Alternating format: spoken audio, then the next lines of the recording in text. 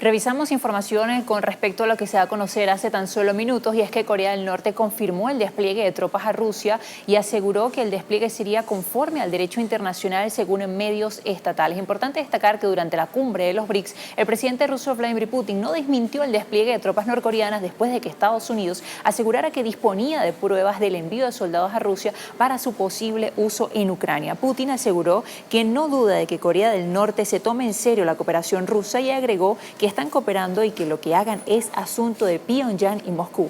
Este jueves, los diputados rusos ratificaron por unanimidad un tratado de defensa mutua, el cual prevé una ayuda militar inmediata si uno de los dos estados se ve afectado por otro país. Corea del Sur expresó su grave preocupación por la asociación estratégica global entre Pyongyang y Moscú.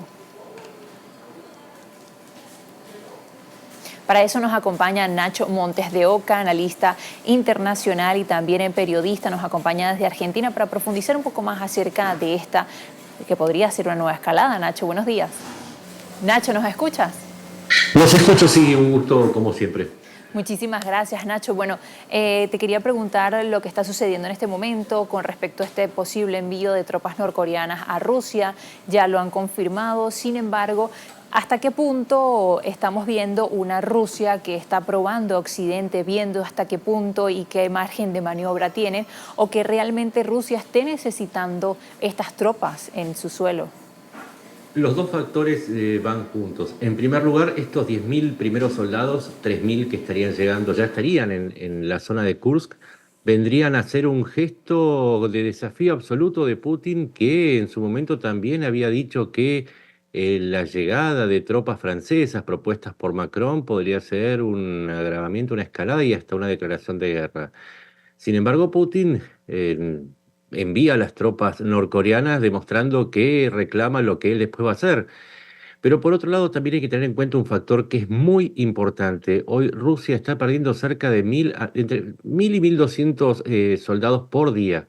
Está reclutando entre 30 y 32.000, con lo cual las cuentas no le dan y necesita alimentar a sus ofensivas basadas ahora casi exclusivamente en infantería con nuevas armas. Entonces, la llegada de los soldados norcoreanos viene a implicar que también Putin está enfrentando algunos problemas, por lo menos para mantener la estrategia de abrumar a las defensas ucranianas. Pero bueno, es un paso más este desafío, es una línea roja que también traspasa Putin. Ahora, Nacho, ¿qué podría hacer Occidente? ¿Cuál es su margen de maniobra? ¿Hasta qué punto puede dar una respuesta? ¿O hasta qué punto pueda tomar cierta acción? Hablamos no solo de Occidente, también Ucrania, Corea del Sur. ¿Cómo ve el mundo la posición de Occidente actualmente, no siendo este el único conflicto, también en Medio Oriente y otros? Exacto. Lo que se le está demandando, por lo menos en los círculos estratégicos, es reciprocidad. Es decir, si Corea del Norte e Irán envían tanto misiles balísticos como drones a Rusia sin ningún tipo de restricciones, lo que se dice es por qué Occidente no le permite entonces a Ucrania usar los misiles de largo alcance y los drones que tiene para poder atacar en blancos rusos, particularmente los que recibe de Occidente y la tecnología que recibe de Occidente. Pero también lo que están diciendo es, tenemos que entender que Ucrania es parte de un conflicto mucho más grande contra un eje que claramente está conformado de un lado por Occidente y por el otro por Rusia, Corea del Norte, Irán, Bielorrusia, y también detrás de todo este escenario está China, que tenemos que tener en cuenta algo. Hoy Corea del Norte depende casi en su totalidad para todos los intercambios que hace, inclusive para alimentarse, de China. Si China no estuviera de acuerdo con este envío de tropas, nunca hubiera sucedido. O sea que los ejes que están enfrentados son cada vez más claros y Occidente no pareciera estar reaccionando de una manera acorde. Nacho, eso nos deja en un escenario incierto, porque ¿hasta qué punto un error de cálculo podría hacer escalar este conflicto? Lo que sucede es que el conflicto está escalando aún a pesar de todas las precauciones que están tomando en Occidente. Recordemos que comenzó como una invasión en 2014, se agravó en una nueva invasión en 2022 a pesar de las sanciones y las advertencias, Y ahora Rusia está atacando ciudades, está secuestrando gente, secuestrando niños, está cometiendo todo tipo de atrocidades y lo mismo están haciendo los proxies de Irán. Es decir, la escalada está yendo mucho más allá, pero no por lo que hace Occidente, sino quizás por lo que deja de hacer y eso es tener una actitud un poco más firme frente a este eje que se le enfrenta. Y ahora, a nivel de lo que dice Rusia, que se acoge a una resolución de la ONU, ¿cómo nos podría explicar un poco más sobre esto y esa cooperación en que se ha ratificado este jueves? Sí, lo que invoca Rusia es un acuerdo de junio con Corea del Norte y un supuesto derecho a la autodefensa. Lo que sucede es que hay que poner en contexto que la llegada de las tropas norcoreanas no es el único acto de participación de un tercer país. También hubo un envío de 6 millones de municiones y misiles balísticos de parte de Corea del Norte, es decir, que Corea del Norte ya era un agresor de Ucrania. La invocación que hace Rusia es que estas tropas van a estar solamente en Kursk, pero en el derecho internacional el conflicto no solamente se limita a Kursk, sino que es un conflicto que va de Kursk hacia el territorio ucraniano y por lo tanto se lo considera como un mismo escenario. La invocación desde el derecho por lo menos es incorrecta, pero desde la propaganda es bastante efectiva para decir que en este caso Rusia se está defendiendo. Y también Bielorrusia. Y también Bielorrusia ha sido el escenario de donde se lanzó la invasión de febrero del 2022. Entonces, Ucrania tiene motivos de sobra para haber declarado la guerra de acuerdo a las resoluciones vigentes de la ONU que especifican cuándo un país es agredido. Pero Ucrania no ha declarado la guerra y tampoco Rusia, que sigue considerando esto una operación militar especial. Lo que sucede es que Ucrania está enfrentando en este momento, si somos estrictos, a 4 países. A Rusia en principio, pero también a Bielorrusia, a Irán y a Corea del Norte. Y mientras tanto, tiene que arreglárselas con lo que puede y con lo que le llega a destiempo y siempre en cantidades insuficientes. Recordemos que es Ucrania enfrentando a la segunda potencia del mundo y si sumamos los soldados reunidos de Rusia, de Corea del Norte, de Bielorrusia y de Irán, está enfrentando un potencial de 7 millones de soldados, teniendo solamente una capacidad de movilizar a 1,5 millones de soldados. Esa es la disparidad de la que enfrentamos.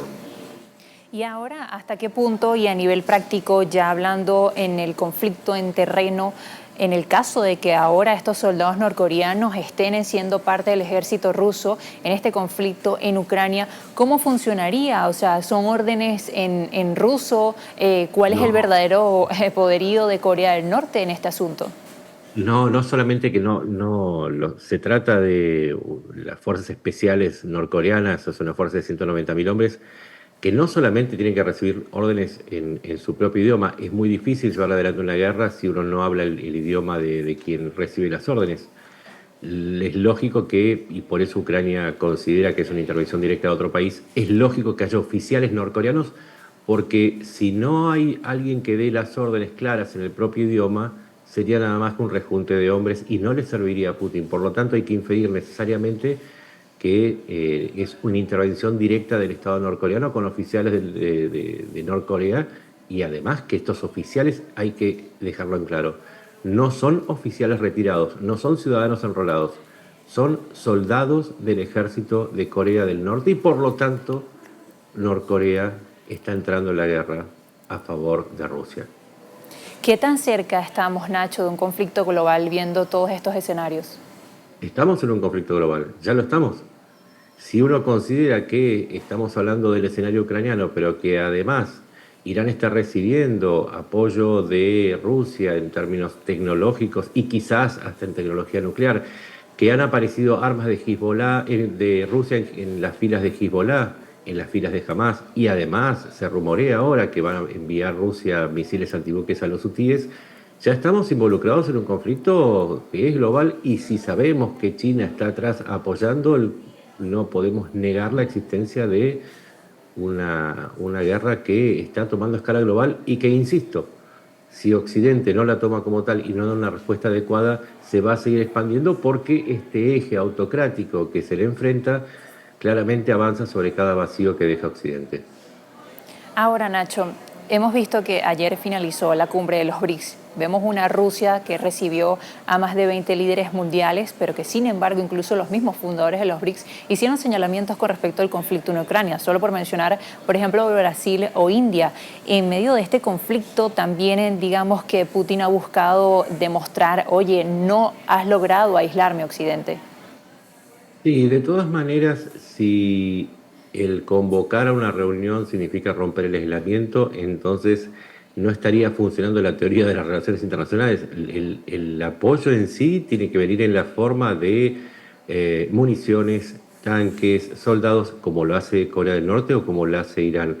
Pero más allá de estos dos países, ningún otro está enviando apoyo militar, como sí lo está recibiendo Ucrania de manera concreta hace 2 años y medio.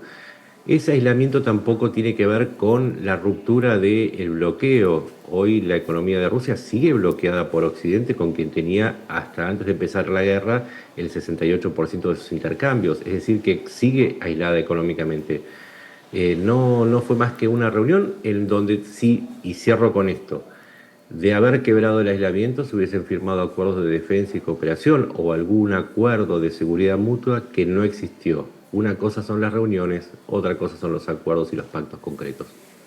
Muchísimas gracias, Nacho, por acompañarnos. Un gusto. Gracias a ustedes, un gusto siempre. Nacho Montes de Oca, periodista y analista internacional, nos acompañó desde Argentina. Hacemos una nueva pausa en Noticias Globovisión Internacionales. @Trina Acevedo, ya regresamos.